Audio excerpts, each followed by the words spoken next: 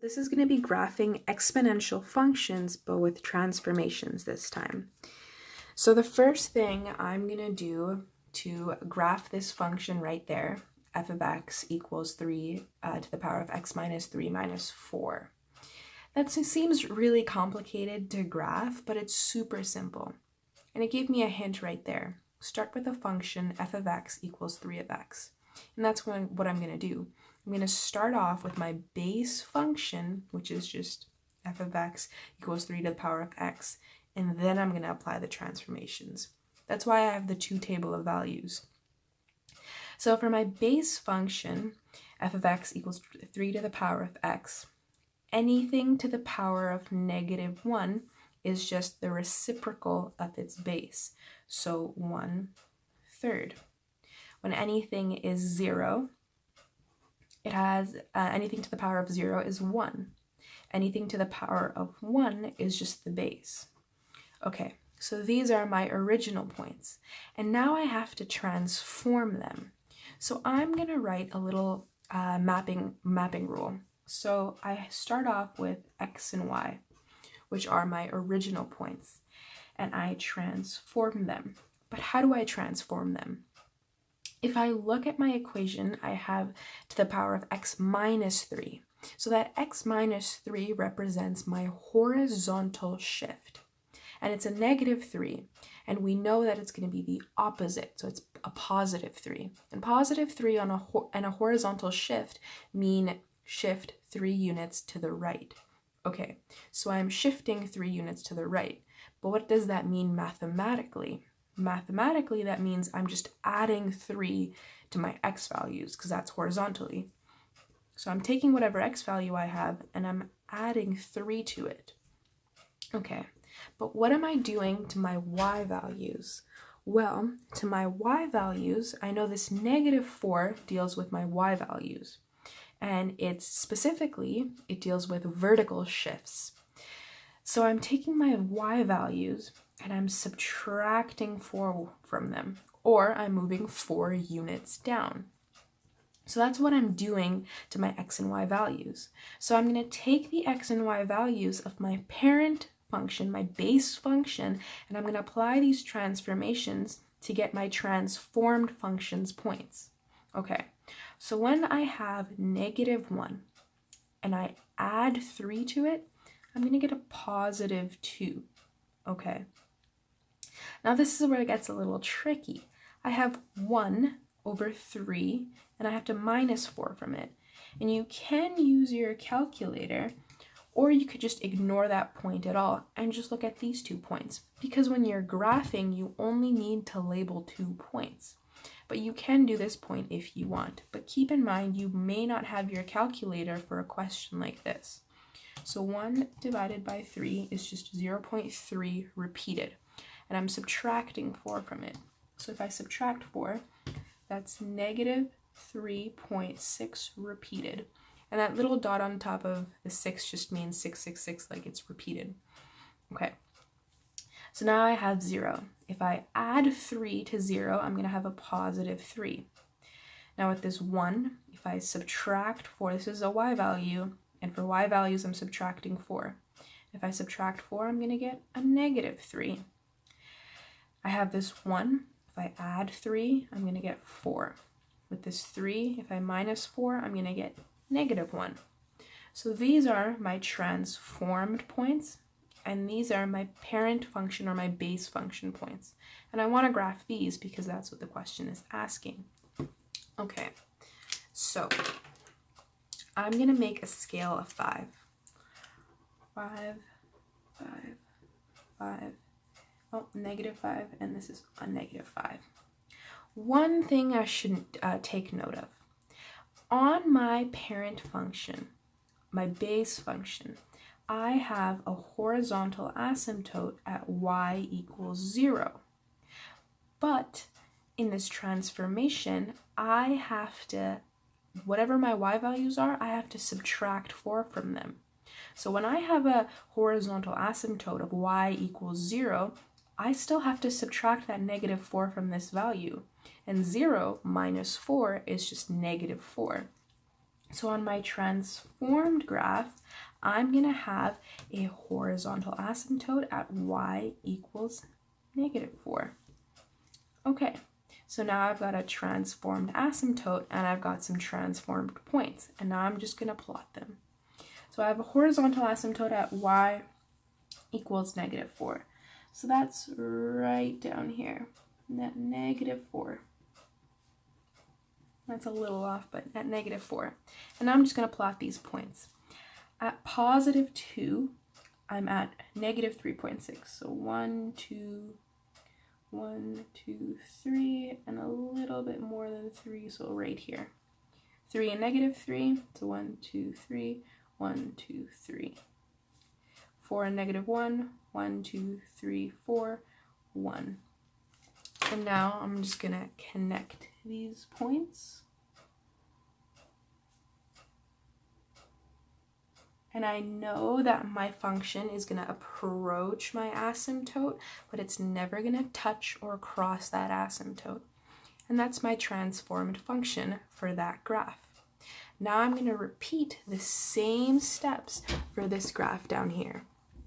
Okay, so I know this is a transformed function because it's 2 to the exponent -2x. That may be small to see, but it's 2 to the exponent -2x.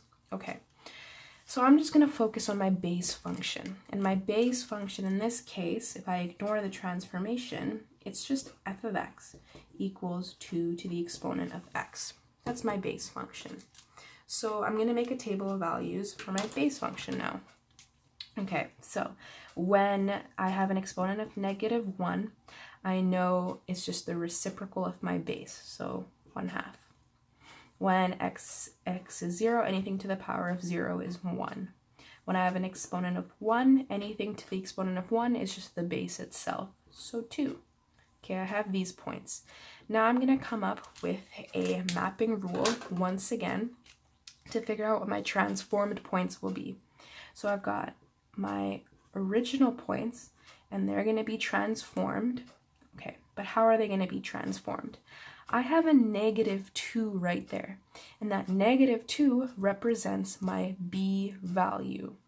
Okay, and I know that my b value, whatever it is in the equation, whatever I do mathematically is going to be the opposite. So if I see a -2, I'm not multiplying my x values by a -2. I'm multiplying my x values by a -1/2.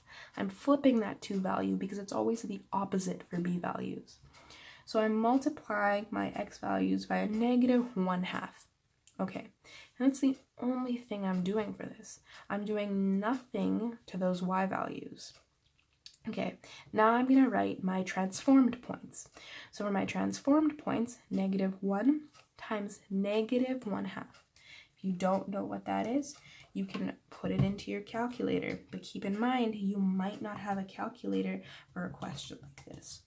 And -1 times -1/2 is just 0.5.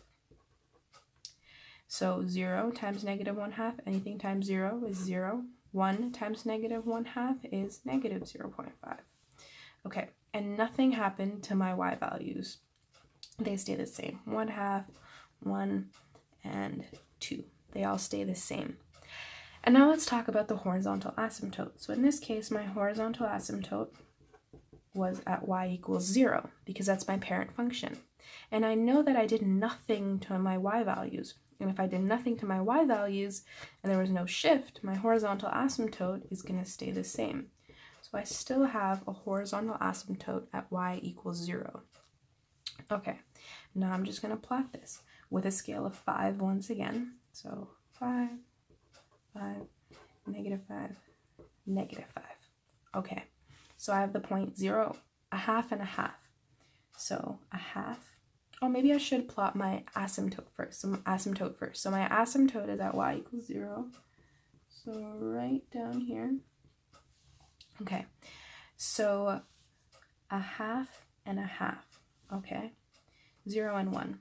0 and 1. Okay, -0.5 and 2. -0.5 and 2. And now I'm just going to connect to these dots, and I know it's going to approach my x-axis, but it's never going to cross my x-axis. And that's my transformed function for this equation. And I'm going to do this one last time for this one down here. Okay, so same thing. I'm going to look at my base function first. My base, right now my transformed function is f of x equals 2 to the power of x minus 1. And that 3 right there can throw people off because sometimes they think that that's the base function, but it's not.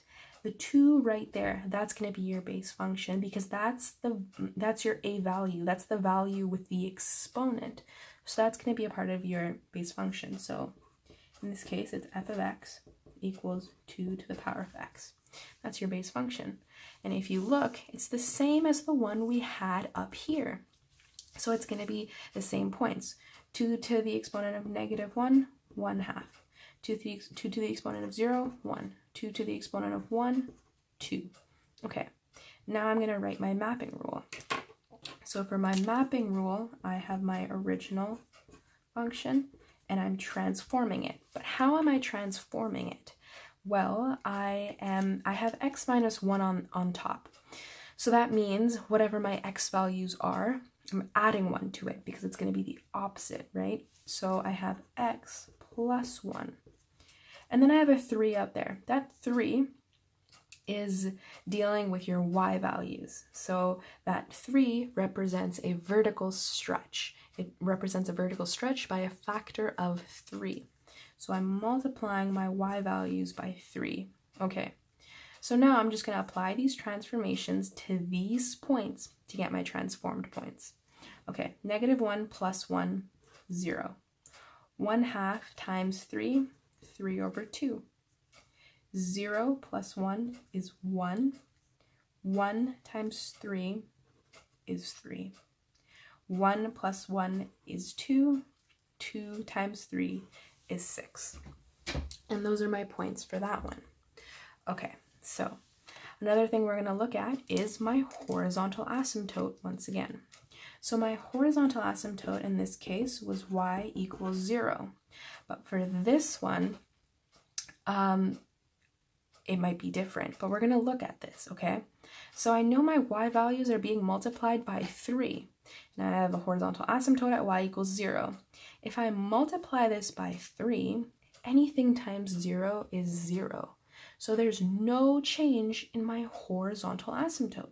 It's still going to be at y equals 0 because anything times 0 is 0. So when I go 3 times 0, it's still 0. So I've still got that horizontal asymptote right here. And I have a 6, but I'm still going to do a scale of 5. I just won't plot that point. So I've got 5, 5, negative 5, and negative 5. So if I plot these points, I have 0 and 3 over 2, which is just 1.5. So 0 and 1 and 1.5. And I've got 1 and 3, so 1 and 1, 2, 3. And then I'm just going to connect these points. And that, and you know it's going to approach, but it's never going to cross that asymptote. And that's how you graph the transformation function for that graph. So after graphing all 3 of these functions, we noticed something happen with our horizontal asymptote. When we had that vertical shift, our horizontal asymptote changed. When we had a horizontal stretch, our asymptote did not change.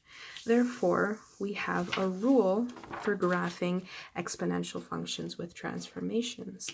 And that is the only time your horizontal asymptote is going to change is when you have a shift. So your horizontal asymptote will only change when you have a vertical shift, because your horizontal asymptote deals with y values, okay? And if you multiply, and it's at y equals 0. So if you multiply anything by 0, you're still going to get 0. So the vertical stretches aren't going to affect your asymptote because vertical stretches are multiplication. But if you have a shift, that's either addition or subtraction, and that's going to affect this value right here. And that's something you should know about graphing exponential functions and transformations.